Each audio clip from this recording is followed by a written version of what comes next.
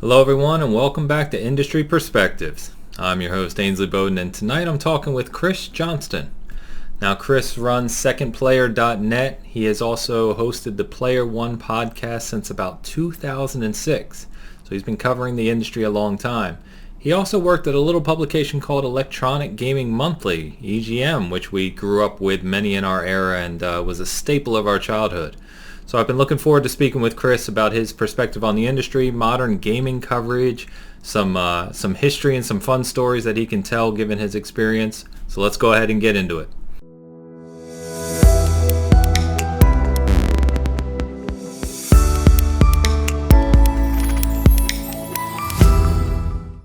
All right, and we are live with Chris Johnston, who I will refer to as CJ for the rest of the episode. How you doing, man? I'm doing well, Ainsley. How are you? I am very well, very well. Been looking forward to this. I had the fortune to meet you through those cast of characters we know too well, and That's right. Joe and Luke. And but once we started talking and kind of learn a little bit about your history with gaming and your work kind of across the industry, I was really fascinated because it touches on things that I grew up with, which is crazy to me. So I'm really looking forward to this conversation. And you've been doing this a long time. Too long, yes. But I love it and can't get away from it. Yeah, well, that's a good thing, right? That's a good thing. Absolutely. So we'll get into it. So for the people who don't know you, you've got a hell of a resume here. So I'm trying to figure out where to start, which is, let's start with you're the host of the Player One podcast. And I started doing some digging on that. And wow, it's been around a long time, huh? Yeah, we started podcasting in 2006. Which is crazy.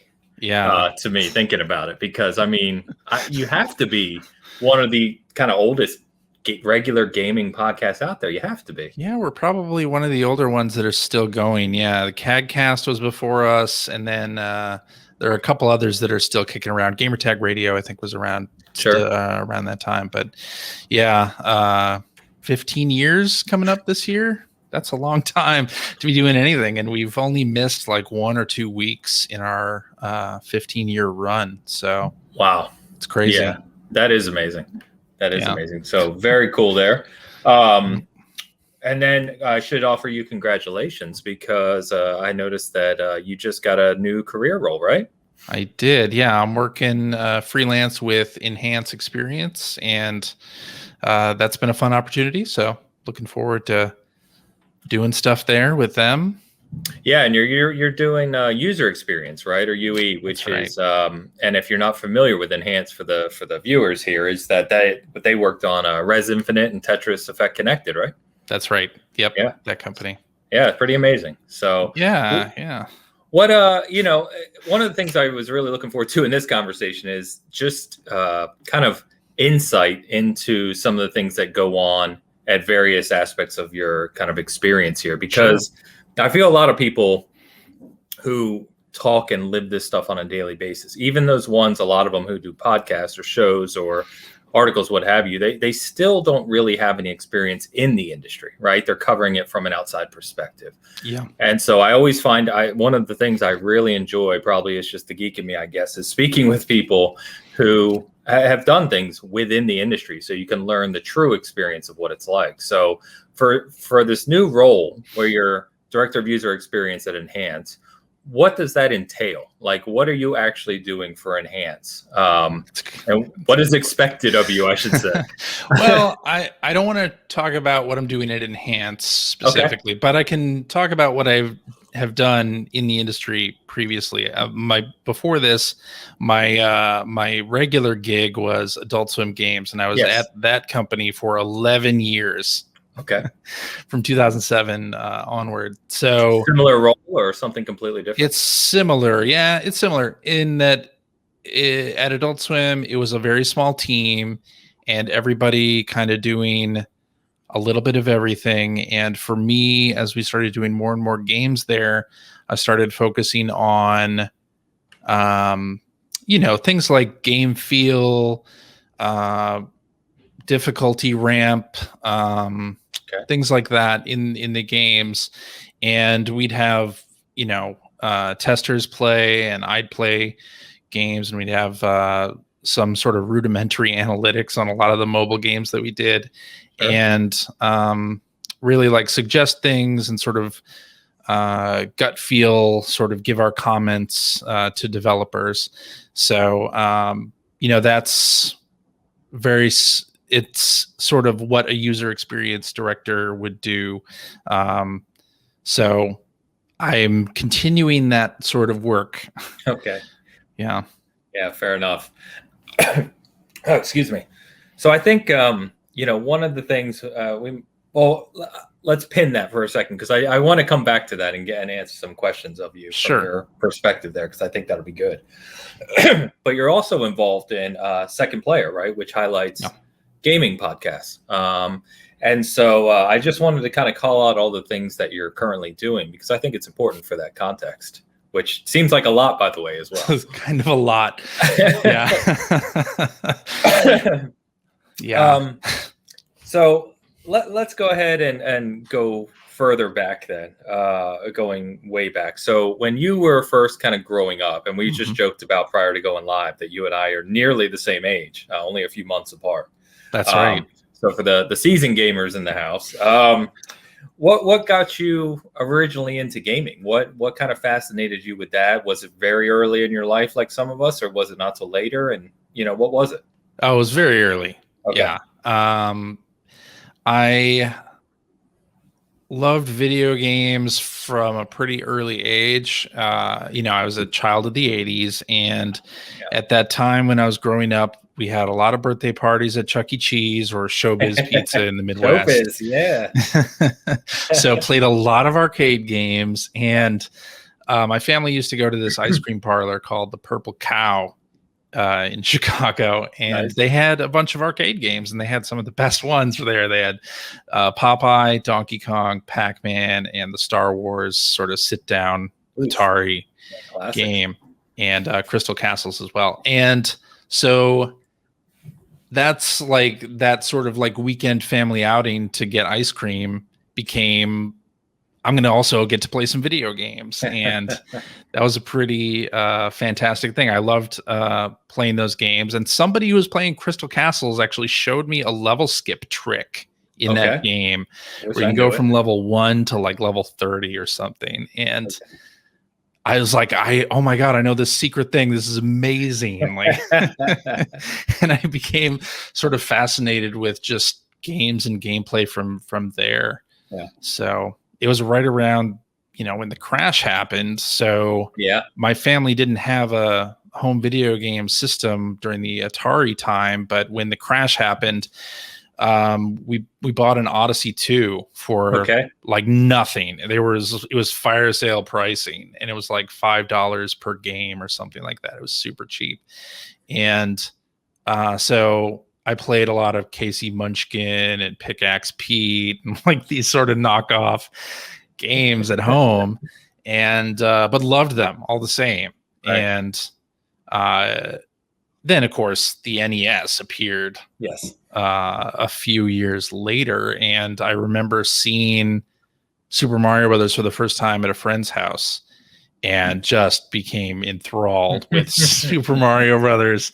Yep. And begged my parents, as so many kids of that era did, to get an NES and to get Super Mario Brothers so I could play it at my house instead of having to like come up with excuses to go over to my friend Andy's house and play.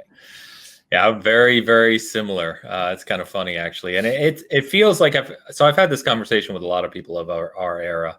And I guess it's not shocking because it was such a cultural phenomenon. But, it is striking how many people have very, very similar stories in this vein. Like I was the same thing. Loved the arcades. We did have an Atari, and the quality of the games didn't really matter as a kid, and brand new video games. It was just you're controlling something on the screen, and it's the best thing ever. Exactly. And then when I went to a friend's house, very same thing, had a sleepover, and he had just gotten the NES with Super Mario, and we played it all night. And I just that game completely changed my perspective.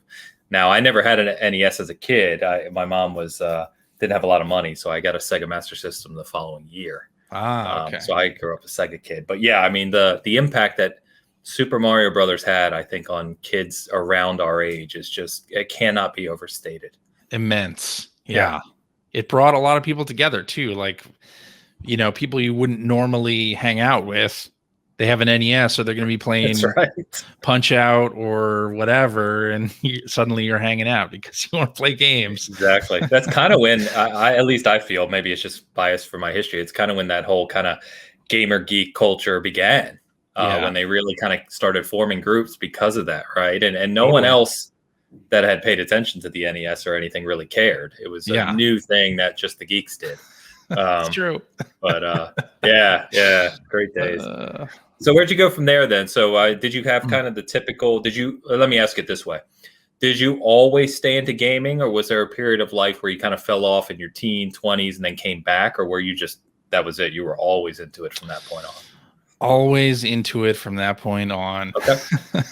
Awesome. With maybe like probably a 6-month period in the early 2000s when I took a break from games entirely and then came back. Okay. All right. Yeah, that's nothing really in the scope of it, right? The scope of it, yeah. That ain't nothing. No.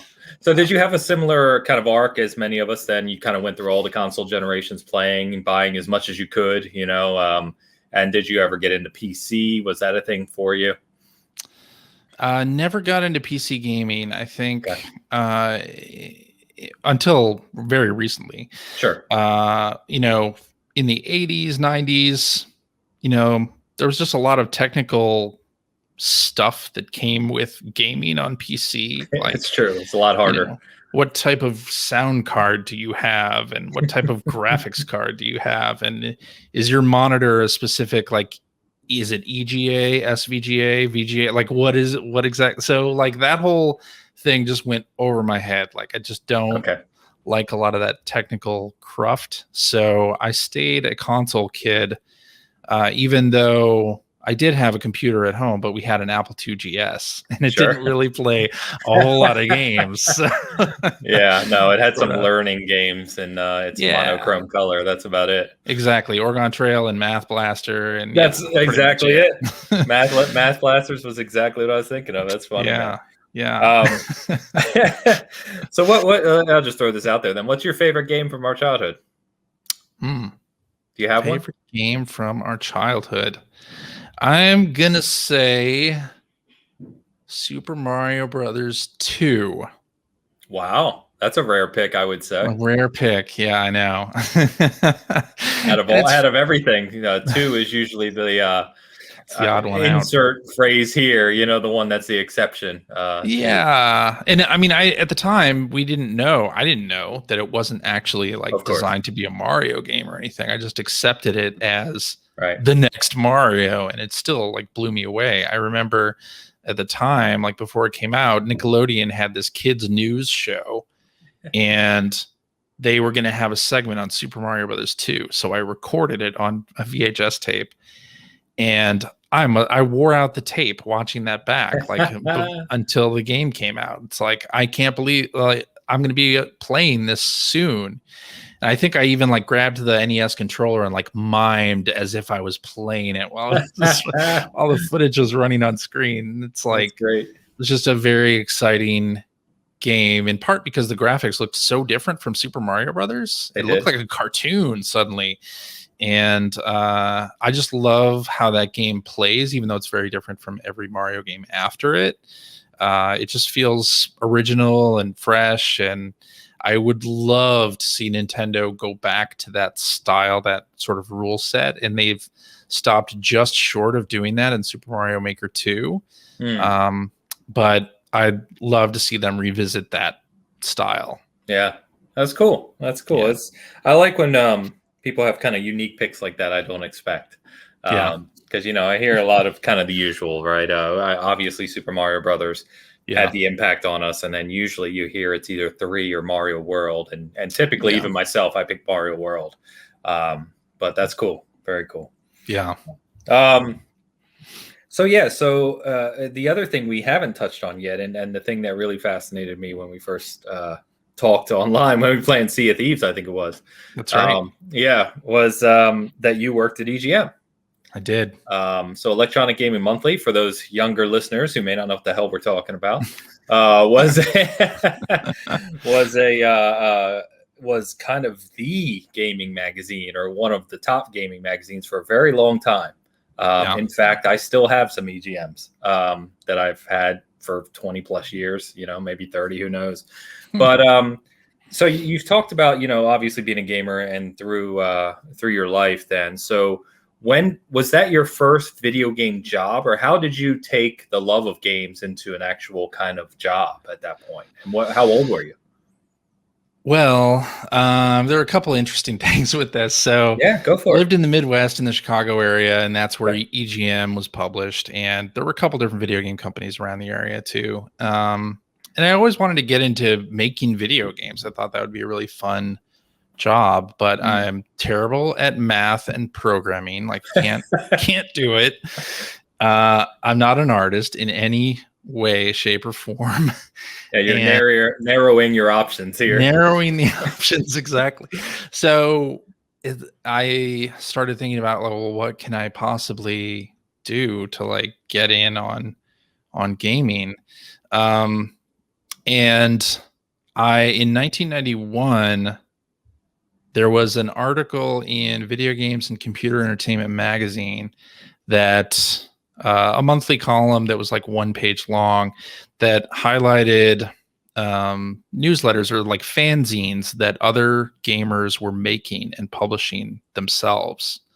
And it's just like Xeroxed, paper, maybe typeset on a word processing program, or like a desktop publishing thing, and then distributed through the mail. And I read that and I was like, well, I can write.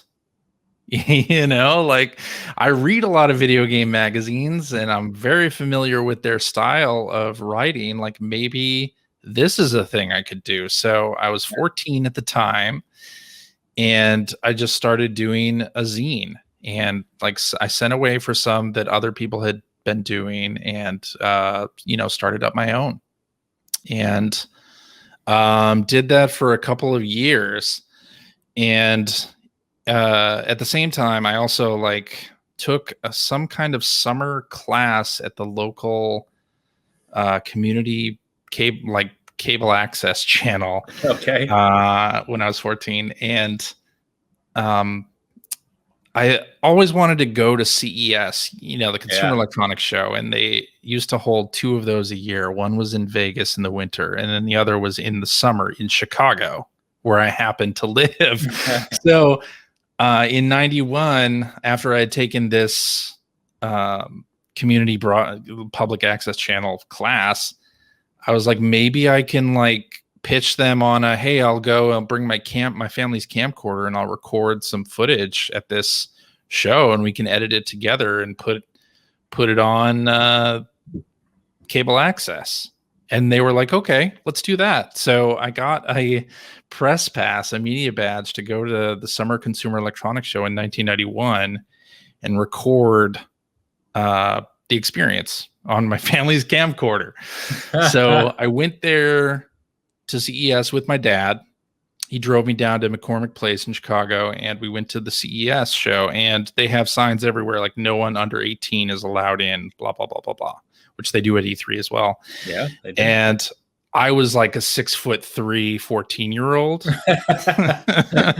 So I had no problem. Nobody even questioned it at all. And then I had this media badge, which said I worked for the local cable access channel, and got to be at the 1991 Summer CES, which, if you remember, was a very pivotal CES for Sega and Nintendo. That was the one where they showed off Sonic the Hedgehog for the first time.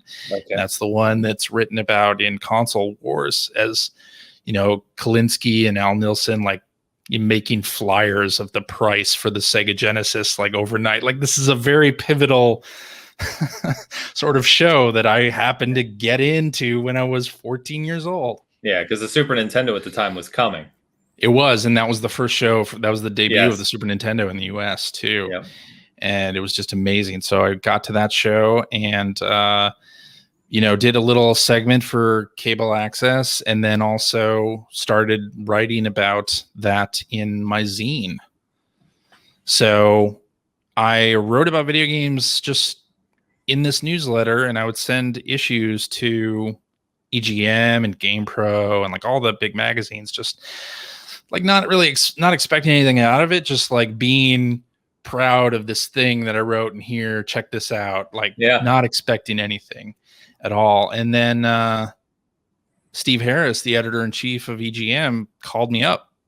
Nice. One day, and we talked about games, and we talked about video game magazines and stuff. But I was probably like 16 by that time. I was just going to ask. You're very young here. Yeah. Yeah.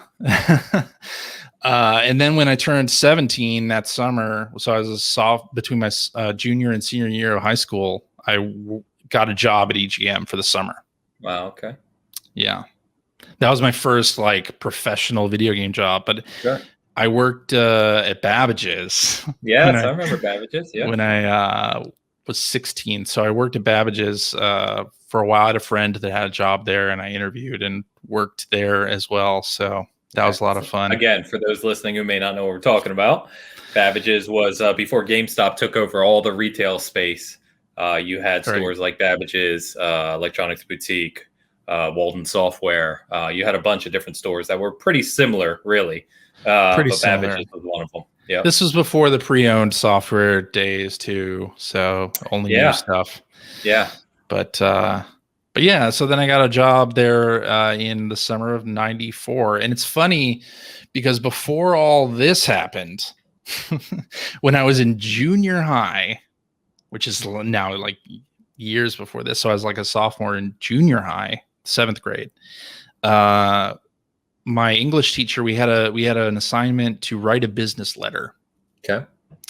So I wrote my business letter replying to an ad in the classified section of my local newspaper that was come work at EGM, because they were local.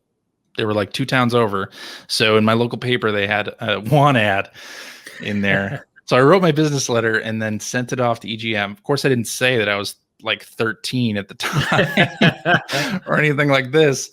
And they replied. They called me up and scheduled an interview. And I did, in fact, my mom drove me over there in our station wagon.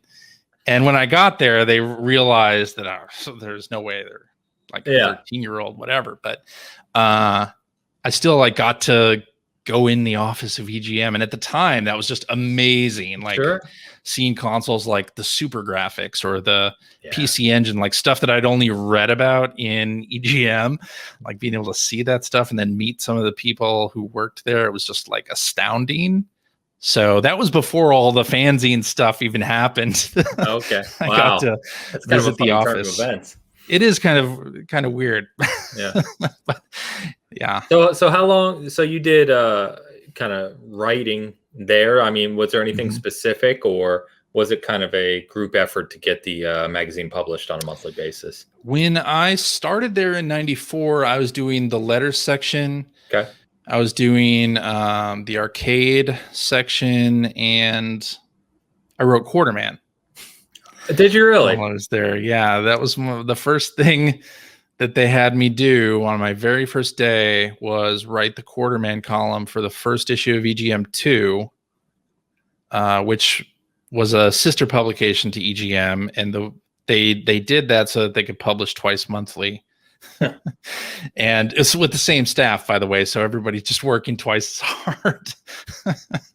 Oh my gosh. Writing Quarterman for EGM 2 was my first writing for them, and then I became Quarterman in EGM for a couple of months until I had to go back to school for my senior year, and I didn't want to like leave high school. I wanted to finish out that, so I started working nights originally, and then that just didn't work out, so I left. Wow, that is amazing though, because I remember vividly. I haven't heard that name or that word in a long time, but I remember vividly reading the Quarterman columns every month. Yeah, it was pretty wild to go from just like you, like reading that column religiously and putting a lot of weight into it, to suddenly writing it. But I also knew the voice of the quote unquote character of Quarterman, so it was probably a pretty good fit, really. Man, that's cool, man. Very cool. Yeah. So do you have, I'll throw this out to you just for kind of a fun one, if you have anything, is what's the kind of funniest or craziest or any of that kind of memory from working at EGM? Anything kind of stick out in your mind as a funny moment or something that happened while there? Wow. There's a lot, really. Because I was there from 94. I mean, I worked in the summer anyway, up until about 96. And then I started there full time from 96 to 2004. So I was there a long time. Yeah. But that original stint, the thing that sticks out to me the most is I worked there and I didn't have a computer. I didn't have a workstation for quite a while. So I would hop from people's computers, and I had like an optical disc with me that I would put all my files on. That was that's the only thing I had. And I hopped around, and then they expanded the office space and got like the suites that were next door. So EGM basically took up the whole floor of this office building. And when they did that, they didn't put me on the layout. They didn't put me on the list because I didn't have a cube or a place anyway. So they forgot. Oh my gosh. So then when they moved, I started working. My desk was 2 file cabinets and a door on top as the desk. And I didn't have a phone and had like a hand-me-down really bad computer and no optical drive. I had to steal an optical drive if I needed to like put something on a disk. So that'll stick out. That sticks out in my mind, just like trying to work within this like really crazy work environment with a lot of other young people too. Everybody there was super young. I was the youngest there when I worked there, but everybody had started when they were around, 16, 17. Like for a lot of people, it was a sort of not going on to college sort of job in those days. And the people who published the magazine just kind of found gamers who could take screenshots and write about them passively. And I fit that bill too. So, it was as video games grew, right? Especially in that Sega Nintendo era, even 16-bit era, it really hadn't been done like that. The coverage hadn't been there. And of course, it seems obvious to us, but you have to remind people there was no internet at that time. There was no YouTube. There was no, this was all just kind of getting things as they came and trying to piece it together for a monthly publication, which is kind of hilarious in hindsight. Yeah. Some of it was just like guessing too. Some of it was guesswork. Like you'd get rough translations of something in Famitsu and then have to write about a game you knew nothing about. Based on looking at the screenshots and, no internet, so you couldn't check anything. It was hard. Yeah, very different. It's actually hard to even imagine anymore. Especially like, I run a site, obviously. And the instant access to anything I need, whether it be information, developer new info, key art, it's all just there. I have, it's crazy, really. It is. And it got better at EGM. Like there are a couple different eras of EGM as a magazine. And, I was there at sort of the tail end of the old era. In 94. And then from around 96 through 99, when Sendai Publications sold to Ziff Davis, which is a much larger sort of computer publication publisher, things changed on the magazine for the better, I think, where, we were hiring people who had journalism degrees and sort of had an idea in mind for the content of the magazine that was higher than just the latest screenshots scanned out of Famitsu. And I think just as a reader and as a fan, like I loved that transition, and I loved also being a part of it and being able to, influence some of it and write for that, because from around issue 100, I was the news editor at EGM. So I got to do a lot of really cool things as news editor, like interview a lot of famous developers and executives at E3, and Cool. do preview and game coverage in a different way than it was being done previously, which was a lot of fun. Yeah. And E3 back then, again, very different from today. That was just a trade show at that time. Right. Although plenty of people who worked at GameStop or Babbage's would sneak in of course. to E3 at that time too. It wasn't only industry people. Sure. Well, I mean, it was everyone like us, or I should say me, because you were there, but everyone like, me and the guys we grew up with and girls, it was a dream to go to E3. Totally. Yeah. And still is for many people, because we grew up with, that was the time of the year. E3 was a celebration.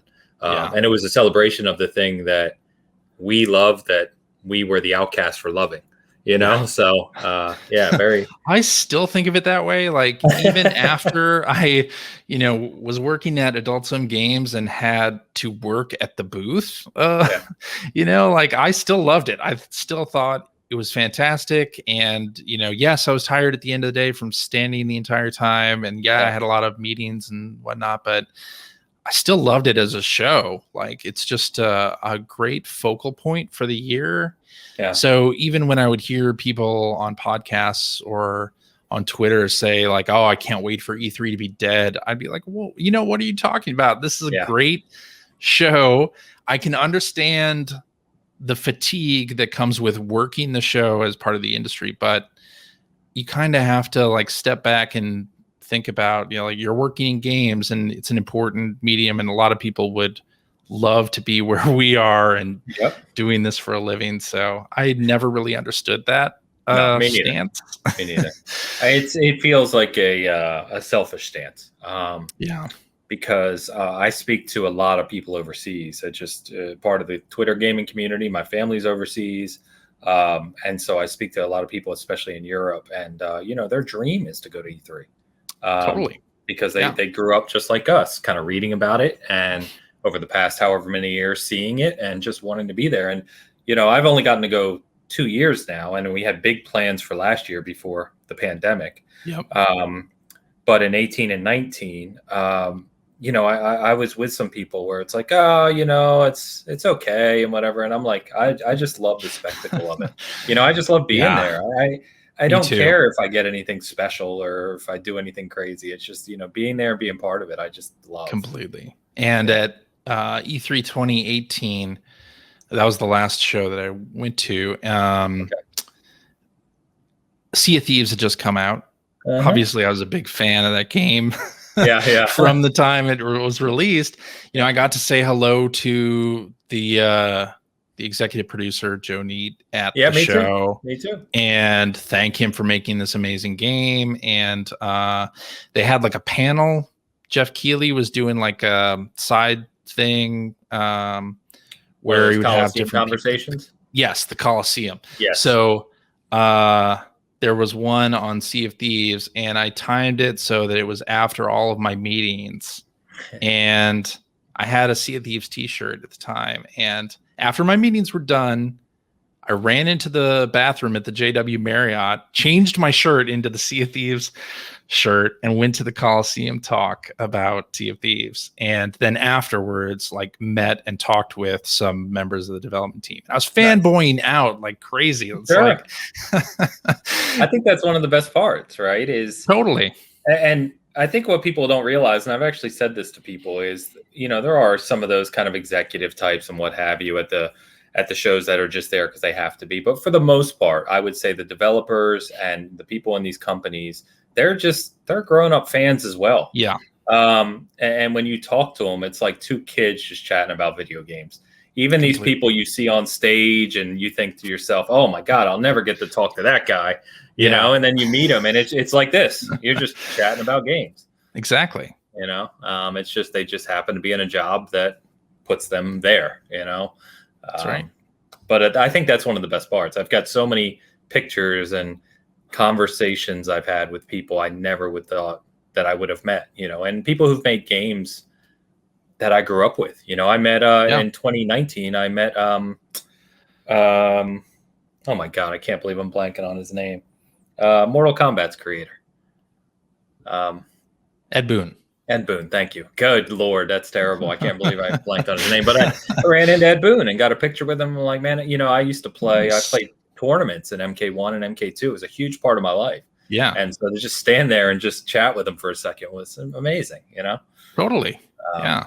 Yeah. The crazy thing about having worked in the industry since, regularly since 96 is a lot of people that I used to work with or ran into at press junkets and et cetera, like former journalists, are people who now are elsewhere in the industry. Like they're at Blizzard or they're at Ubisoft or they're at, Insomniac making Spider-Man. And it's just like, that's crazy. And when I worked at Adult Swim, our PlayStation rep was a guy who used to do PR for Crystal Dynamics, and I known him for like 20 years. So it was great. It's like, you think of the gaming industry as this huge entity with so many people, and then you get into it, and if you at least stick around a while, you realize like everybody kind of knows everybody, and it's definitely crazy.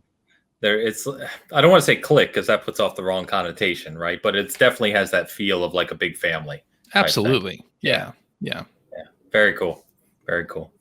So one of the things I like to talk about often on this show, and I think, again, you can provide great perspective on, is the state of kind of industry coverage today. And it's obviously very, very different from what we were just talking through. Yeah. And as someone who now runs a site and a channel, I'm kind of part of that, but I like to think I bring a little of that kind of older flavor.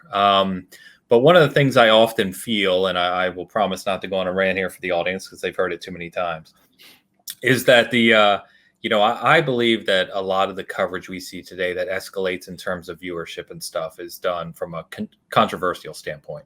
Yeah. Or the word clickbait is thrown around all the time, but things that kind of drive your attention with headlines, right? And it's not just gaming. You see it in industries across the world and everything.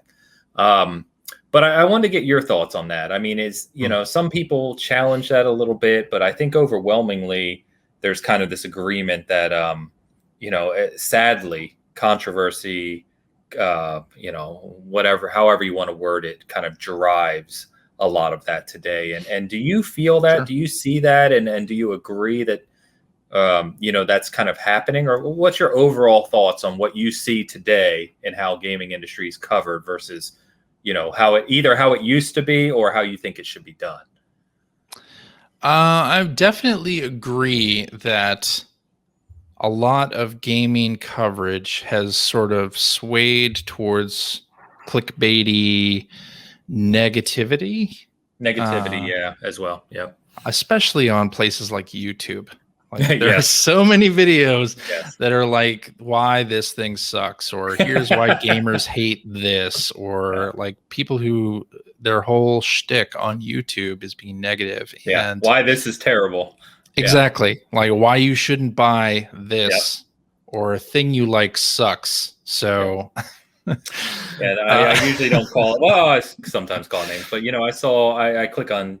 Obviously, I'm on YouTube, and I mean, Season Gaming's on YouTube, but as many people, I watch it every day. And gaming came up on my feed yesterday, and I had a Gamer Ranks video there. I don't know why. I never watched their stuff, but it was why you shouldn't buy this or something. And it's 2 million views, and I'm just like, come on, man. Like it drives you crazy. It definitely does. And I mean, I think I read a lot less gaming coverage now than I used to, at least like professional gaming coverage. Like I often will follow a lot of gaming Twitter, and generally people who are more positive about things or that are covering the industry from the industry perspective rather than a negative viewpoint. And I listen to a lot of podcasts that are also like very positive leaning and subscribe to YouTube channels that are more positive just because it's video games. It's supposed to be fun. Exactly. We're supposed to be celebrating the content. Like I don't really care about system wars. I don't really care about specs or graphics or anything like that. I want to know if a game is good, why somebody likes it, like why it's good, what it's doing to push the envelope in terms of gameplay or whatever. Like I don't want to get bogged down in negativity. So that was also kind of my stance when I worked at EGM. It's like I want to cover this from the perspective of a gamer. Like I used to read EGM and Game Pro, and like I used to love how they covered games, and I always thought about it from the fan perspective. Like, what would I want to read about? Reading an issue of EGM, or what questions would I ask Dennis Dyack after Eternal Darkness came out? That was a lot of like how I approached coverage or how I approached reviews, and because it's hard to be negative about games so much. Like there's so much to like, and especially now, I feel like we are in sort of a weird golden age of games where there's something for everybody and there's a community for everybody to participate in. And like, why like waste time being negative? I got no time for that. So no, I think, I 100% agree. And in fact, it's funny you actually said golden age of gaming, because I literally wrote an article a couple years ago now called we're entering the golden age of gaming for that exact reason. Is that no matter the platform, no matter what kind of game you like, the genre, no matter how niche it is, there's a community for it, and there's games in it, which is amazing. I mean, it's something we should be celebrating. Yeah. Also, no matter your budget or that too, whether you're on the hottest, newest platform or not, like whether it's a hand-me-down Xbox One from 2013, like you can get on and play some of the best games, some of the games that people are, talking about the most. So like I really feel like we're in an amazing time for games. Completely agree with you. And it is kind of sad in that sense that I don't know the mentality that drives it. If I could figure it out, we do something about it properly. But no, I'm with you.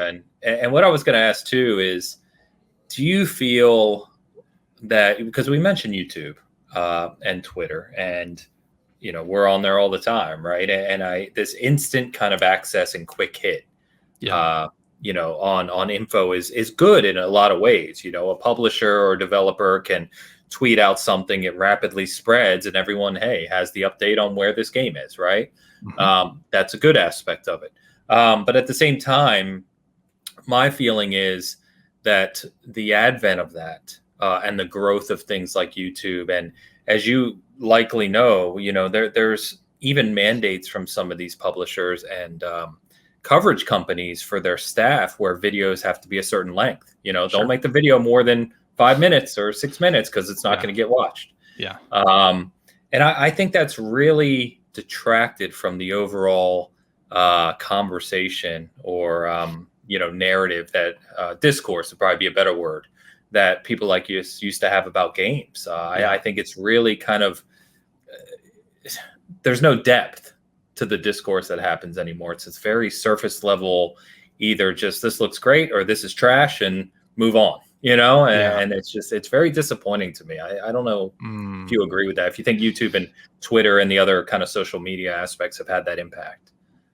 I think you have to find the depth now. Like harder to find, maybe. It's harder to find. Yeah, for sure. Because, there are games like Sea of Thieves. I'll bring that back into the conversation, where that game did not launch with critical acclaim. Right. And it certainly did not launch with like great word of mouth either. But the people who liked it, which included myself, found a community of people who also liked to play it. And, we got in depth on the gameplay of that game, like within our own sort of micro community. So I think those conversations are happening. They're just happening in a different place because, like a mainstream site can't necessarily have a full-time editor devoted to Destiny or devoted to Fortnite or whatever. Like, I don't think they can exactly cover that beat, but there is a community that will. You just have to sort of find that niche, and there's going to be a site or a Discord server or somewhere where you can get that talk. Yeah, that's fair enough. It's tough, but there are a lot of, like, I agree with you that a lot of the press is like very surface level, and that's unfortunate. But also, like, it really is like a very clickbait business now, like where people don't even read the story past the headline anymore, and that makes me sad. Yes. Oh, as someone who runs the site, yes, it makes me very sad. I'll see news stories put out that it's like, come on, like, why are you reporting? Like, if you're a games journalist that's been around any length of time, whatever this thing is, this hypothetical thing that I'm talking about isn't true. Like, why are you devoting time to it? And it's because that's where the conversation, or the surface level conversation, is on. Oh my God, Nintendo didn't add Earthbound again to its Nintendo Switch Online offerings. We gotta, like, get on that train and be like, oh, aren't they bad people for this? But why? What are you adding through that headline necessarily? Like, and have you asked Nintendo if you can interview the people in charge of Nintendo Switch Online's lineup and, like, why they make those decisions? I don't know. Like, it's strange to see such surface level stuff happening where nobody's asking other deeper questions sometimes. I don't know. Yeah, and it's all about, I've talked about this many times, but it's all about ROI, right? I mean, you have a staff, depending on how big your organization is, of course. The ROI, again, for those listening, if you don't know, that's return on investment, right? Is of a Fortnite article talking about the new skin, the new Batman skin, may get 1 million clicks, whereas an interview with a lead designer on an indie game, I don't know, I'm making something up here, may get a couple thousand. And you can make that takes organization and maybe a couple hours of work, whereas the Fortnite article may take you 3 minutes. And if you're working on a quota where you have to get X number of pieces done a day or whatever, you're not going to do that deeper dive, unfortunately. But also, I think, like, going back to the Earthbound on Nintendo Switch Online example, nobody wants to know why it's not there. They're just angry that it's not there, and they want to read a headline that says it's not there. Agrees with them, right? So you can't handle the truth type thing. Yeah, exactly. Or they just don't want to know. They want to know the negative thing, and that's it. They want to be angry that it's not there. They don't really care the reason.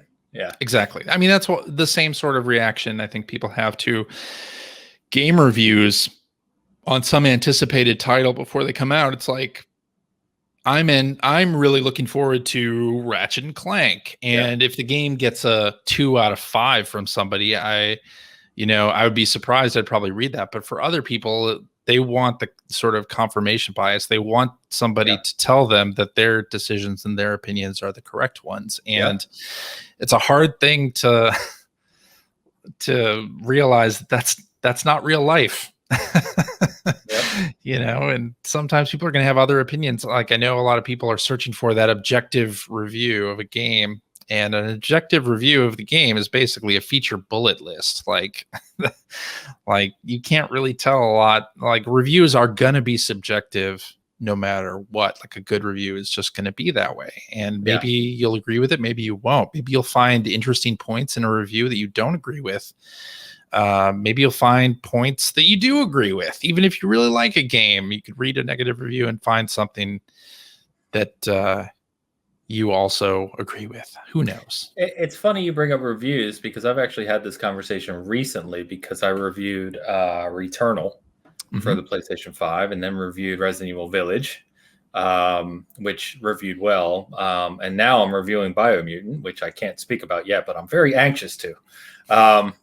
But going back to Returnal, is exactly what you were saying, right? You have the people, because it's a PlayStation 5 exclusive, it's $70, etc., that are just searching for those reviews that are calling out negativity. And we saw one from I don't really want to name names, but there's a pretty prominent person in the gaming community right now who reviewed it and gave it a 6, which in today's industry is, that game's garbage, as you well know, and so it just took over the conversation, and it's again incredibly disappointing that that's the level of discourse that occurs at that moment. It took over the conversation before the game was even out, and anybody else had played it or been able to like really say they agree or disagree with that stance. Yep. Yeah. I was a game reviewer for a long time as part of EGM's review crew up until 2004, and I loved that job. I would not want to be a game reviewer now for that reason, really. Like, I don't think I would want the scrutiny of, because reviewing a game is a tough proposition, right? Because especially sorry, CJ, not to interrupt you, but it's a tough proposition, even more so when you are in a job for an outlet today, where you may get a code that a couple days before the embargo, you have a couple days to do it. You're mandated to have it ready by the embargo. And that because of the publication you work for, there's going to be hundreds of thousands, if not millions of eyes on it. Right. So, So I didn't want to interrupt you. I was just the way in which those are provided today for some people in that job is very tough.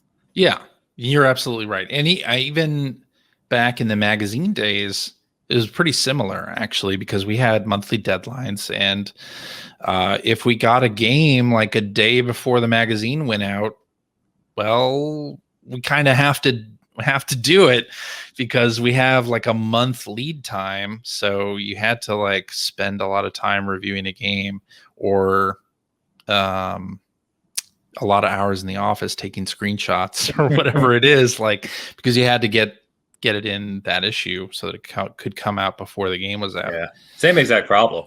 It's just a different era. Different era. Yeah. I don't envy game reviewers today at all, but I'm glad that a lot of them stick to their guns, and hopefully people will begin to accept that. I hope that people start looking at the text more than just the number, but I understand why. It's human nature, right? Like, we look at that number first. Yep. So, so a couple points on that, and I certainly don't want to talk about season gaming for more than a minute here, but I've struggled a lot with how we do reviews for that reason. Mm-hmm. But one of the things I've always mandated for the group is that we don't review games until we finish them. So we don't worry about embargoes, right? If the embargo's up and the game review is not done, oh well, it'll come out when it comes out. But we have the benefit of that because the site's a nonprofit site. We're not doing it for clicks. Whereas people working for companies that obviously have all the things we've talked about, they don't have that benefit. That's true. And I got to say, that's a very noble effort to like review things only after you've finished them, because I've heard so many people saying like, why don't you finish this game before you review it?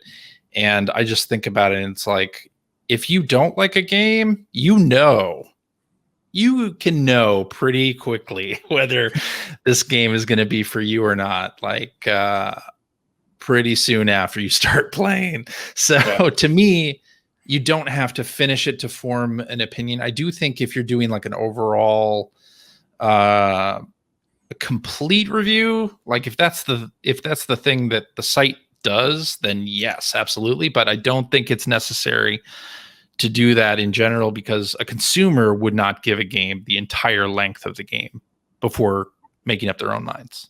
Yeah, that's true. Right. Like if I buy a game and I have buyer's remorse and think it totally sucks, I'm not going to like play all the way through all 40, 80 hours or whatever before returning it to the store or selling it. Right. Yeah. So I kind of look at it from that angle. Yeah. It depends on what your responsibility level is. Right. Yeah. I see publishing a review as a responsibility. So, but again, like I said, we have the benefit of doing that. And the other thing you commented on, which it's funny, is the score, right? And we used to not do scores for that exact reason. It's like, look, if you want to know our opinion on a game, you need to understand it, not just the number, because there's a lot of context that gets missed. I agree. The problem is that if you want to be published on any kind of aggregate site, including Metacritic and OpenCritic, you have to have a score. Yeah. So it's it's always like a vicious circle with these types of things for coverage. Yeah. Stuff. I agree. Yeah. But anyway, let's get back to the industry from a game perspective. So forget about the coverage aspects, but you kind of mentioned the golden age of gaming, and I think we're living that, and I honestly think it's only going to get better over the next few years, at least, because of connectivity and the investment that's going into development and everything. I mean, one thing I wanted to ask you about is this notion or this belief that games nowadays tend to launch more kind of broken or needing work than they used to. Yeah. And I think it's a big conversation. So, there's a lot of different aspects we can talk about here, and we don't have to get into all of them. But from my viewpoint, there is, when we were growing up and you had a cartridge, once the cartridge shipped, that was it. There's no update, there's no internet or downloads or anything else. Yeah. But the games were also far, far simpler. I mean, exponentially so. And there were far fewer of them too. That's true, right? And even if things were broken, who was going to hear about it? It was you telling your friends. Exactly. There's no one making YouTube videos saying your game's broken. Right. and you're odd. Nobody talked with developers or had any kind of interaction with them. So it's just a different environment today. And I think, given all those different things, it's funny to hear people say, well, every game launch is broken. And it's like, oh, that's not really strictly true. I think that does a disservice to developers in general, right? And publishers. But, what do you personally kind of prefer gaming now than it did growing up, despite the nostalgia? I mean, you kind of said we're in the golden age of gaming. I mean, do you personally feel like right now, as you play games on a daily basis, that you would take this era over any other era that we've lived through? Absolutely. Okay. Unquestionably, because here's the way I think about it is, like, back in the day, if I had a game that I really liked that was going to get updated every month with new content or something new, even if I had to buy that thing for like $5, $10 extra, but I really liked that game, I would have been beside myself. It would have been great. Like, if you told me that, Super Mario Brothers 2 was going to get updated with new levels, I'd be like, this is fantastic. Like, so or Mario Maker 2, where you can play levels that other people create, right? Exactly. Like, if I had that sort of experience when I was younger, I would have been all about it. It would have been a paradise, like, completely. Like, games getting updated, subscription-based stuff like Xbox Game Pass or PS Now, where it's so many games are so accessible, or free-to-play games where I don't even have to pay anything to enjoy them. Like, it would just be a paradise. Like, I have great nostalgia for growing up in the 80s and 90s and playing those games, but I have more excitement for games now because I bought Sea of Thieves in 2018 and haven't stopped playing that game, and it's 2021. Like, that's unheard of. Like, that never happened to me in my life where a game has come out that I've played for literal years. Right. So I think a lot of people have found that game, whether it's Apex Legends or Fortnite or Destiny or whatever. Like, you can find that game, and growing up, it would have been amazing if that was the case. No doubt. I think, even the games like what were considered the kind of games either you did couch co-op on or the big RPGs at the time, which we played over and over again for long periods of time when Final Fantasy got big, or Shining and Shining Force and those things. Yeah. We only really played those endlessly because options were so few at the time. That's right. And you got one game a year, or like one game for your birthday, and that was all you were going to get. Yeah, it's like I played Ghouls and Ghosts every day for months, but it's because I had nothing else to play, and you know, it just is what it is. Whereas today there's so many options, and to your point, a game like Destiny, you mentioned them all, right? And they're just getting new content all the time. Yeah. And it's just it is always funny to me, and I know value is subjective, and I don't judge anyone on what they determine the value is to them. Mm-hmm. But it is crazy to think that you have these games like the Apex, the Fortnite, the Sea of Thieves, all these, right, where you can jump in for basically free. Yeah. And you can play for hundreds or thousands of hours without ever paying a dime. It's just, if you would have told us that when we were kids, you said, there's no, it doesn't even make sense. There's no way that's going to ever happen. It's a paradise. It's like a free play arcade, man. Right. Like, and guess what? If you don't like that game, there's 100 more over here you can go play. Exactly. It's like, exactly. 1,000 more. So earlier I said, let's put a pin in that, and it's been an hour. So now we'll come back to it. Okay. But you talked about user experience. And so I was just talking about games releasing, some games being buggy, and, you know, all the things we discuss. But what we often see, and I hate to bring up Cyberpunk because it's been talked about to death, right? As I sit on my Cyberpunk chair. But, you know, it's become the poster child for this conversation. You know, the sad thing is, it feels like, is that often the developers themselves, the people putting in the work and coding and all these other things, they get the brunt of this when a game does release poorly and it gets critical feedback, and they're, you know, crunching, for lack of a better word, again, to get things fixed. It's not, a lot of the times it's not really on them. And it feels like you have probably a unique perspective or insight, or any thoughts you want to offer on that, right? Because there are groups internally, you know, even in my line of work, we call it QA and UAT, you know, user end testing or acceptance testing, and quality assurance, and all these other departments that are kind of trying to replicate what a player is going to experience when the game launches, right? Do you think that is how challenging is that, I would say, for the groups involved?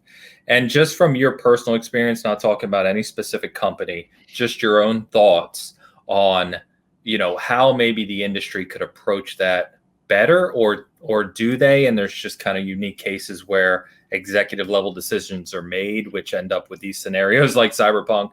Or, you know, just your whole thoughts on kind of that process of how a game gets formalized and finalized to ship in a good state. Yeah, and I can talk about it, you know, from the perspective of having worked at Adult Swim Games for 11 years and released many games with them. And I would say, you know, I understand from the executive level why a game needs to come out at a certain time, especially with some of these public companies. They have to answer to their stockholders, etc. Like, I understand that. And big AAA games are a very large effort, right? Thousands of people involved in making these and testing them and making sure that they all work, and they're on multiple platforms. And if you look at it from the basis of, this is a project that has to go to 6 different platforms and all release on the same day and run in the same way, and we want to do development right up to the last point that we can, because we're always polishing, we're always fixing. To me, it seems like this is just going to be something we're going to have to learn to live with, because you can't necessarily plan for every single outcome of larger games, right? I released a lot of games on mobile when I worked at Adult Swim, and sometimes you can't tell what's going to happen when somebody who's using an iPhone 3GS gets your game and they have a jailbroken OS or whatever, and they're running your game and they have a bad experience, and then you're on the hook for it. But you didn't know that people were going to be doing that. You touch on something very specific there that I think people don't think about, and is what you're saying, right? There are groups who run all these test cases, and they use different hardware, and they go through different experiences, but there are so many possible scenarios that users can kind of endure, especially like you said, if you're on mobile, you're on PC. There's a million different combinations of CPUs and GPUs and memory and all these different things, programs too, like you said, that can impact the game running. And it's impossible for a dev and a testing team to thoroughly test each of those. Yeah. So what I think is that this is going to, unfortunately or fortunately, be how things go going forward. I think we as players and consumers of this stuff have to take a step back and understand that these are products made by people.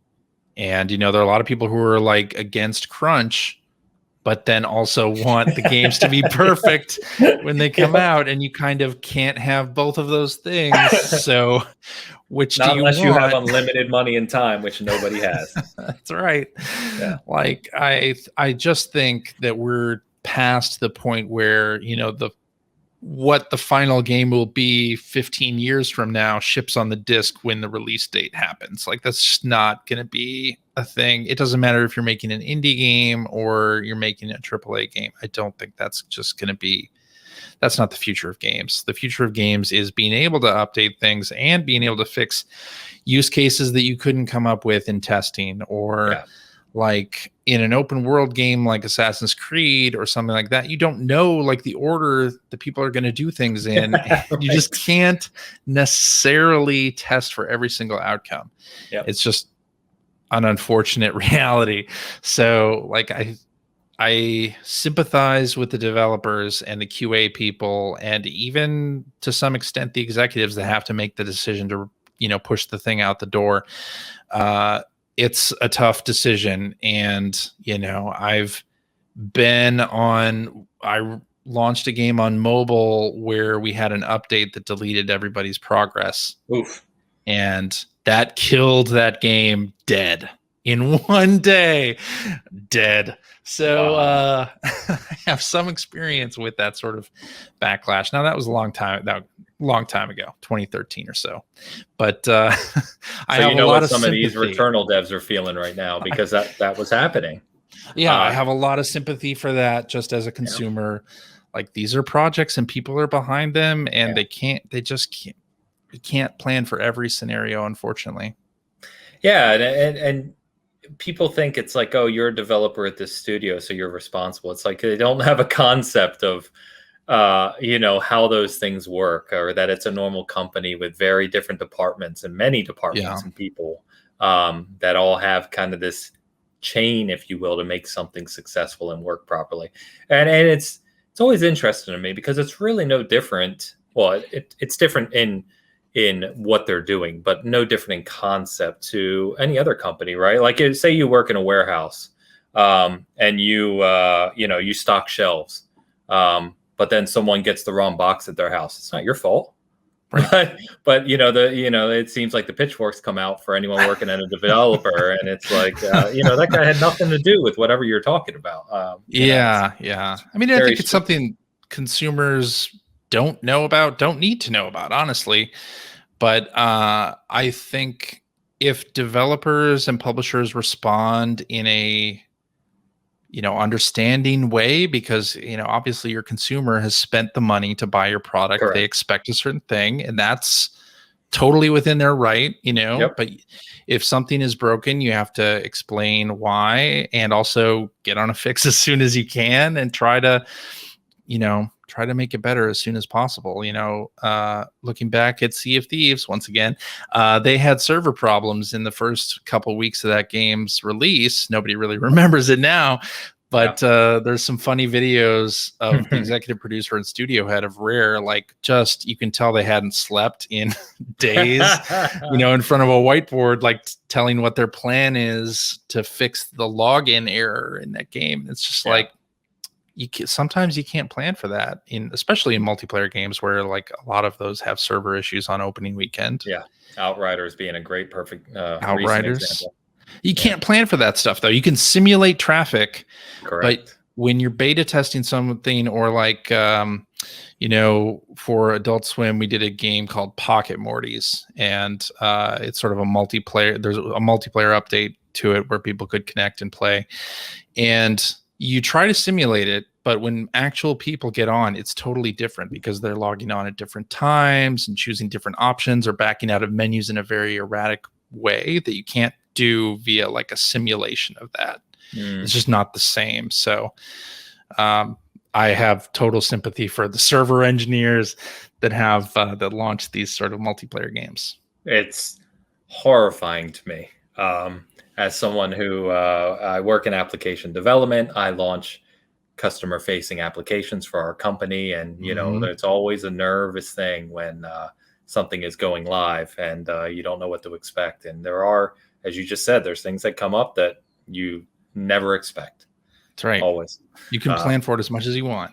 Yeah, but I think, as you said, I just, you like to hope, and I don't know if it is going to change, but it really comes down to community knowledge on these things. And that's why I like to talk about it, right? I like to kind of bring perspectives like yourself, like people like yourself give, so that people can understand, look, yes, I know the game you've been waiting for launch. Yes, I know you're having issues with it, but just be patient and realize that there's hundreds or thousands of other games you could be playing in today's market. And the game, there's probably worthwhile aspects to the game, even if some things aren't perfect. Right. I think one of the other things I really struggle with is when a game launches and it's a massive game and it has all these amazing things in it, but people will point to one or two things that either don't look right or don't work right, and et cetera. And it's like, the game's broken. And it's like, well, 0.02% of it is broken, but the other 99.8% is awesome. That really gets to me, because again, those experiences that a lot of these modern games offer are far beyond what we've ever had. Completely.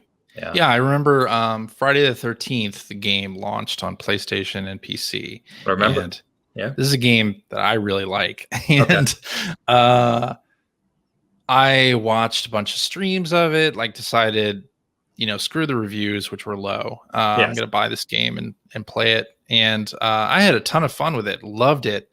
And it had server issues. Definitely. You had to wait a long time to get in a lobby, but then once you were in a lobby, the game was super fun. So I remember all the jokes about, what was it, Chad, his face and the facial animations and stuff. And I still love that game. I had a friend who played that game a lot. He really enjoyed it. And it's a shame, because it's another instance where they tried to do their best, right? And they updated it and stuff, and the tail just wasn't there for it. Yeah. Which, is what it is. It's true. So what's, you just started this new career, or not new career, excuse me, new role with Enhance. And I'm sure, obviously, like you said, you can't talk too specifically about that. But, where do you think... let me phrase it this way. What would you like to see personally out of gaming in the coming years? Let's say the next 5 to 10 years. Are you on board with this methodology primarily being pushed by Xbox in the console space of kind of play the games you own anywhere, regardless of platform, right? Like if you're on your mobile phone, you can connect to that ecosystem and play. Potentially things like Game Pass and Xbox ecosystem landing on other hardware, right, in the future. As this kind of connectivity and kind of all-encompassing access to games in the future, I mean, where do you stand on that? Is that something you're excited about? You don't really care? Or, are you kind of still in the nostalgic, I love my consoles, I love my specific games, I love my platforms type thing? It's interesting for somebody like myself who grew up being all about consoles. I really don't think about it anymore about where I'm going to play something. I'm much more focused on what the content is. personally, and I feel like stuff like Game Pass, stuff like xCloud, stuff like Stadia even like is super exciting to be able to like, pick up a game on any device, play a little bit, and then like hop on a flight, fly somewhere else, pick up my phone and continue that exact same game on the road.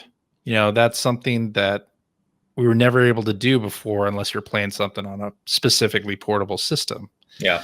And that's one of the things that I love about the Switch. And I think that is going to be something that I love about cloud gaming. I don't quite think we're there yet in terms of replicating the experience exactly. Yeah. But it is going to get there. And it is going to be awesome. Like it's there already. Like if you're an iPhone user and you play games on Apple Arcade, you can go from device to device. Like I can play something on Apple Arcade and then switch to my iPad and continue right from where I left off. And it's amazing. Yeah. And once console gaming kind of gets to that point, and it is there if you have like 2 Xbox consoles in your house, like you can do that.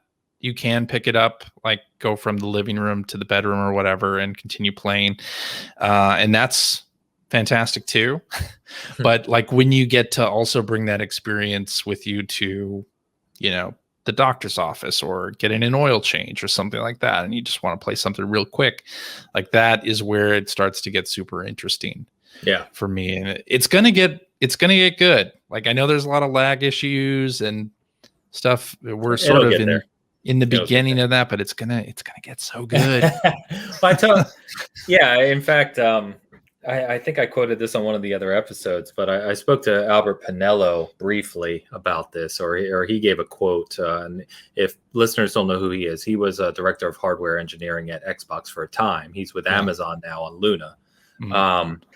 But, he made a statement of something to the effect of just because it doesn't work today doesn't mean it's not going to work. Exactly. And it's the same, as many other technologies in that vein. And what I tell people, the easiest way I refer people when they can't kind of wrap their mind around this thinking because they're stuck in you need a home device and a TV, to play these things is just, again, always look at the other industries that have gone this way, whether it be music or movies, right? It's like when you watch Netflix, you can watch on your TV. And then if you want to go, as you just said, you've got to go to an appointment, you pull Netflix up on your phone, you log into your account, you're in the exact same spot because it's all server driven and all you're doing is authenticating to the actual ecosystem. People just need to get in their heads that that's where gaming is going. And it's just Microsoft because of being Microsoft and actually having a vision for this, thanks to some of their leadership. They just happen to be the ones that are kind of moving that direction first in the console space. It's interesting though. Like I think Microsoft is doing it because they've been forced to. And the reason I say that is just looking at it from a fan's perspective, like they were so down for the count after 2013. Yeah. Like they had nothing. Yeah. And I think it was then that they realized they can't compete at the same where Sony was going. They couldn't go also. They couldn't try the exact same strategy against Sony. You can't really beat them at their own game. You can't beat Nintendo at Nintendo's own game either. And that may be unique about the video game business. But, when they introduce things like Play Anywhere, where you could play an Xbox game on the console and then play the exact same game on PC or take your save or play against somebody on a console from the PC. Like when they announced that at first, I didn't understand that. Like I was like, my mindset was, how are you going to sell consoles, making PC versions of your games? Yeah. And that was the wrong thought. but we saw that opinion from a lot of people were asking that question, right? Yeah. I mean, and I understand it, but we didn't see the rest of the strategy. And I almost wonder like how I wonder how that strategy developed, because it was clear Microsoft had to do something different. Yeah. And they started focusing on backwards compatibility, which I think we're seeing the dividends of that right now in spades. And then you've got Play Anywhere, which again, crossplay, huge advancement in video games, just in general. And then, Game Pass on top of that. Like, you see all of these things start to stack, and Xbox's business approach is very different from that of PlayStation, very different from that of Nintendo, but they've sort of started to carve out their own unique market out of this thing that I wouldn't necessarily just have thought they'd be able to do from looking at it from a fan's perspective back in 2014, 15. I mean, we'd never seen it before, right? I mean, we're living through decades of a certain type of behavior. And to your point about, I know we always talk about Xbox, PlayStation, because they're kind of, they're the ones in that space primarily. Nintendo's a little over here, and very successful at being over here.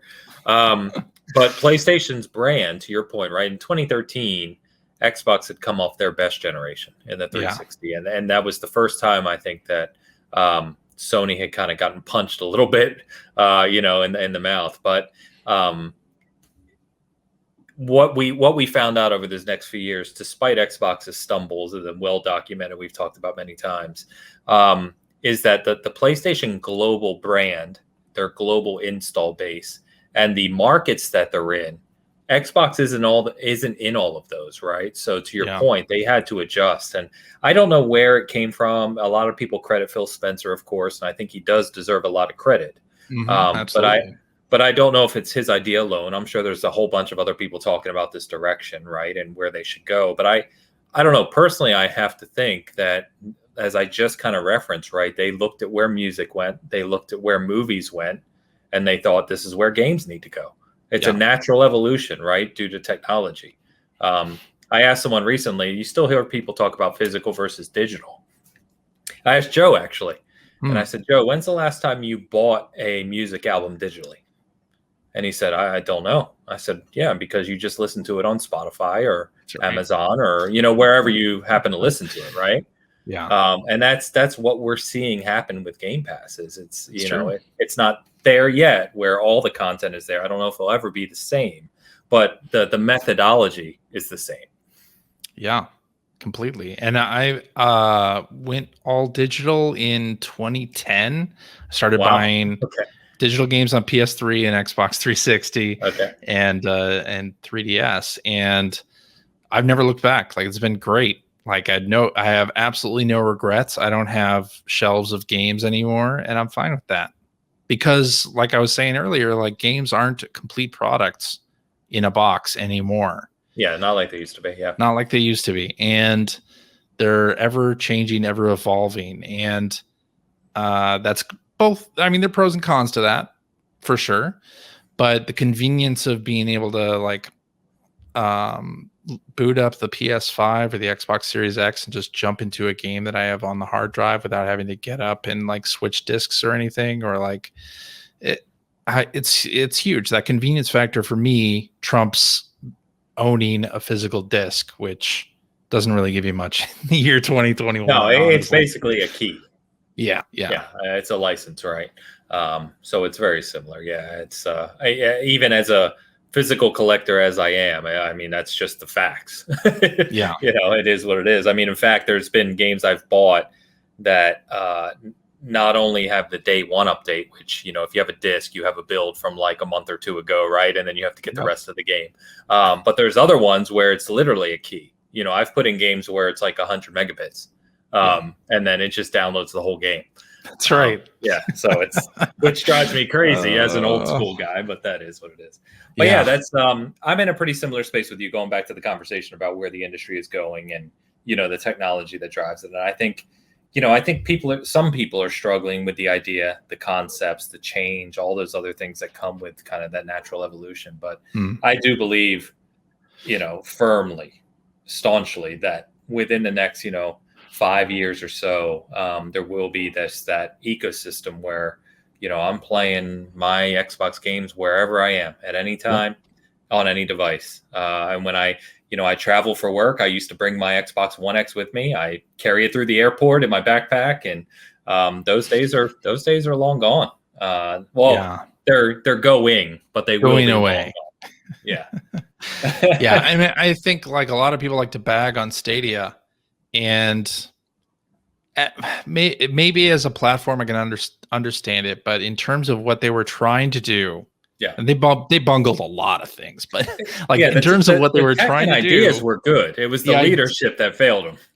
The ideas were good. I think the timeline to launch it was bad. Like they have like a really interesting technology there that people are going to be playing games that way, whether it's called Stadia or not. Like, I mean, I loved the Wii U back when that came out. Like, I'm a huge supporter of the Wii U. People hated that machine for very unimportant reasons. Like, it has some of the best games, like the Splatoon, Pikmin 3, like most of the best-selling Switch games are Wii U games. Exactly, Mario Kart 8. Yeah, exactly. Exactly. People forget that Breath of the Wild is a Wii U game. It's not a Switch game. It's a port. That's absolutely right. And like that console had such great content, people just didn't want to deal with the console as it was delivered or marketed. And I kind of see Stadia as in this sort of similar place where, the marketing got bungled. Some of the moves are bad, but this is where the industry is going. I don't think anybody doubts that. So why are we bagging on Stadia all the time? Like, it's more of a whipping boy mentality. It's a pile on, right? And I've been guilty of it as well. I'll fully admit. But I think, not to make an excuse for it, but I think where some of my poking comes from is because, again, I'm in, not with Google, obviously, but I'm in kind of that application development server stuff in my career. Yeah. And so seeing the potential for it and seeing how bad they've managed the other aspects of it is frustrating. It's like you're Google. You guys own the search engine in the world and YouTube and have the technology to play games remotely, the best technology today to do so. And you can't figure out how to make this work. Like, what are you doing? So here's what the problem is. They want to go into games and they want to be successful yesterday. And that's just not how video games work. It's a very content-driven industry. You have to have you can have all the great technology money can buy, whatever. Doesn't matter. And if you don't have that great content, and for some people it's exclusive content, for others it's just availability of the catalog, and whatnot, but it makes a big difference. And companies like Google and Amazon that kind of wade into video games thinking they're going to become an Ubisoft or EA in the next fiscal year. I mean, it's not realistic. Like, it just unfortunately isn't. It's going to take a long time. It's going to cost a lot of money. You're going to have a lot of missteps, and you also have to stand by those missteps when they happen. Like, and I don't know that Amazon has exactly done that. Google certainly hasn't done that with a number of things. Hasn't done that either, and that's got to be frustrating for the people that work there because like we said, the technology is good. Like, they're just on a different corporate timeline, I think. But they're going to learn the hard way, maybe. And they are or have. Yes. I do think though, like PlayStation, the interesting thing about them is that they bought OnLive and they bought over that other cloud gaming Gaikai. Yep. Yeah, and they have PlayStation Now, which a lot of people forget they have, but it's like PlayStation will probably do something in that space as well. Like, they have to. I mean, why not? Like, it'd be silly not to if they see where things are going. Like, even with their business model, they'll find a way to make it work. Yes. I don't think it's going to be very interesting going forward because I see like platform warring as a thing kind of the past, or I want to think of it that way. It's probably not going to end up that way, but we are not that lucky. Like, if there's a future where I could pay my $15 a month for Game Pass and not even own an Xbox, that's an interesting future, right? Or pay $15 a month for a PlayStation service, Yeah. If that even happens, who knows? It's interesting, I would like to have this sort of, I think in the early 2010s or late aughts, people were talking about a one console future. Yeah. But what about a no console future? Right. Like, is that possible? Like, and I think Dennis Dyack said that and got a lot of crap for that, saying that. But visionaries usually do. It could happen. I don't know. Well, I think the problem at the time was the mentality was tying platform to console, because that's the way it's always been. Exactly. But no, I'll put it down right now, and I've said it before. I guarantee there is a time coming where you can play every Xbox game you play today, or be in that ecosystem with new releases and everything else where you don't need a console. Absolutely. 100% is coming. Yeah, because that's not where the money is. In fact, it's a red line, honestly. Agreed. It's especially if you dollars want of investment, like developing countries where you can't ship consoles to as easily, or they're too expensive. Like, if you were able to have a lower cost way to play some of those games, I mean, that'd be huge. Yeah. There's so many market factors where it makes sense. That's why I say I guarantee it's coming, because at the end of the day, it's always about the bottom line. And it's just, it makes way too much sense. Wait, plus, are you saying that video games are a business where people do big hardware manufacturers do something because there's profit to be had? Like, they don't deliver games for the goodness of their heart. Yeah. This isn't just an art form. Are you serious? Oh man. I love those conversations, because it's just funny, some of the perceptions out there, of how these things are done, or what. One of the best ones, and I've actually heard some kind of executive level people joke about it, is what people who are completely naive to how the industry works at all, but love to talk about video games, what they think is important to a company, and it's so far there's such a gap there in what they think may be driving decision making. Right. It's hilarious to me. Yeah. I mean, I think a similar thing has happened with TV and movies, right? Where, especially now, like, a lot of content companies need content. So they're like, streaming services are funding projects that never in a million years would have happened ever before. And I think, that's kind of how video games work too. Like, 100%. You need, especially as the industry grows, right? Exactly. Like, we're like, I think so many people are like, oh, there's so many service games and huge AAA games. Like, we'll never see any of X or Y style of game again. It's like, but that hasn't happened yet. Like, there's always going to be somebody ready to make a niche game. Like, it's I think it was John Oliver who said something like a couple years ago. It just stated it, it's kind of like opinions aren't facts, right? But it's like people, just because you believe something doesn't make it true, right? And you hear that. It's like, oh, there's so many service games, we're not going to see these big single player narrative games anymore. It's like, it's just not true. It just didn't happen. No, we still. It's because the industry, people don't realize the industry is so big now, and it continues to grow double digits year over year globally. It can support all of these things, and there's the delivery mechanism is what's important in a way, and that's where Game Pass, we've heard a lot from creators and developers, is that there's freedom there, right? Because a lot of what used to be spent on worried about budgeting and marketing and other things, Game Pass at least alleviates some of that. The service model alleviates some of that, and so it's just the way companies invest. And I mean, we were just saying earlier, there's more games now than ever. It's not like we've lost out on anything. We're just getting more of it. So very true. Yeah, it's a funny conversation, but well, CJ, man, it's been awesome talking with you. It really has. I do this series and I reach out to certain people because, if you couldn't tell, I just love talking about video games and the industry and history and all that. And it's always a pleasure to speak with someone like yourself who has similar memories, but also unique perspectives thanks to your experience within the industry. So I thank you very, very much for agreeing to do this and sharing everything you've shared. Yeah, thanks so much for having me on, Ains. This was fun. Yeah, we'll definitely have to talk more. Absolutely. Have to get you on our normal podcast as well to chat sometime. So I'll keep in touch. But we'll go ahead and wrap this up for the evening. Unless there's anything specifically you wanted to say before getting out, is there anything you'd like to shout out, or where can people find you, or anything else you wanted to touch on? Sure. Well, I'm on Twitter.